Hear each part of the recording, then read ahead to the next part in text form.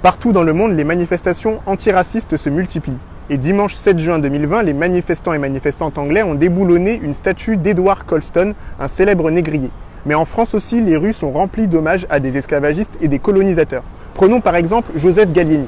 Joseph Gallieni est un administrateur colonial français qui a envahi ce que l'on appelait à l'époque le Soudan français.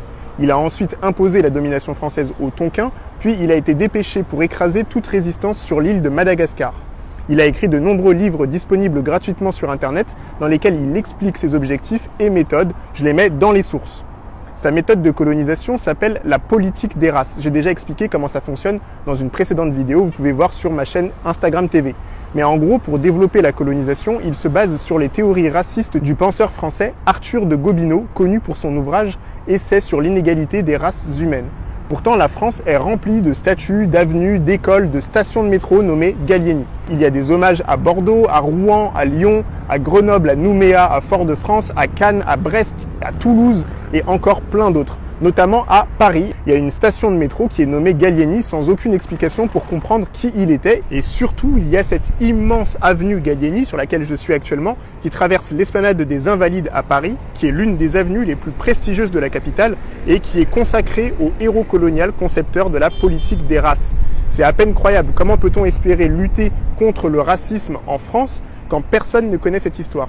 Pour finir, une grande statue rend hommage à Gallieni dans le 7e arrondissement de Paris, place Vauban. C'est cette statue-là. Elle a été sculptée par Jean Boucher et commandée par la Ligue maritime coloniale. Elle a été inaugurée le 11 juillet 1926, puis vandalisée par des militants et militantes anticoloniaux en 1927. Donc le monument, comment il est composé? En fait, c'est Gallieni, là, qui est là, et qui est porté par 4 personnages. Il y en a un qui semble être un cliché pour définir une personne venant de Madagascar. Ensuite, il y a un personnage qui est un cliché pour représenter les personnes d'Asie, puisqu'il a été au Tonkin. Ensuite, il y a un personnage qui est un cliché pour représenter les personnes venues d'Afrique et qui est à moitié dénudé, puisqu'il a été au Soudan et au Sénégal. Et enfin, il y a un 4e personnage, je ne sais pas exactement qu'est-ce qu'il est censé représenter, mais voilà, il est là. Et donc ce sont ces 4 personnages qui représentent les peuples qui ont été colonisés par Gallieni et qui le portent. Hein, franchement, c'est extrême. Moi, franchement, je sais pas. En tant qu'afro-descendant, tu te balades dans la rue et tu vois ce genre de monument en l'honneur d'un héros colonial, ça fait mal en fait. Franchement, je sais même pas quoi dire. Et voici ce qu'on peut lire sur le socle de la statue, donc qui est juste en bas ici.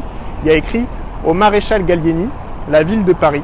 Ce monument a été érigé à la suite d'une souscription publique organisée par la Ligue maritime et coloniale française.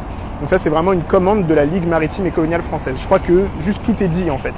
Mais il faut savoir que Gallieni n'est pas le seul héros colonial français à qui on a fait des hommages. J'en cite quelques-uns au hasard. Vous avez Jules Ferry, vous avez Faidherbe, vous avez Lyautey, vous avez Colbert, vous avez le commandant Marchand dont le monument a déjà partiellement été détruit par un attentat dont j'ai déjà parlé dans une autre vidéo. Et il y a aussi Victor Schœlcher dont 2 statues ont récemment été déboulonnées par des militants et militantes martiniquaises. La question qui se pose aujourd'hui à nous en tant que citoyens et citoyennes, c'est de savoir pourquoi le nom de Gallieni est si présent dans notre espace public alors que franchement peu de gens connaissent son histoire. Est-ce que nous avons vraiment besoin de tous ces hommages coloniaux? Ne serait-il pas mieux dans des musées qui puissent clairement nous expliquer cette histoire? Alors je m'adresse directement à la mairie du 7e arrondissement de Paris, au ministère de la Culture et à Emmanuel Macron, président de la République française. Je demande quel est le message que vous voulez nous faire passer en conservant ces hommages coloniaux sans nous donner aucun contexte historique pour mieux les comprendre.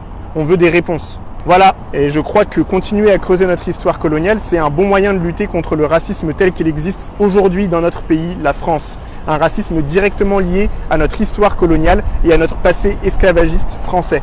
Merci d'avoir regardé, force à vous, continuez à vous renseigner pour faire bouger les choses et à bientôt sur la chaîne Histoire Crépue. Ciao, ciao, ciao, ciao!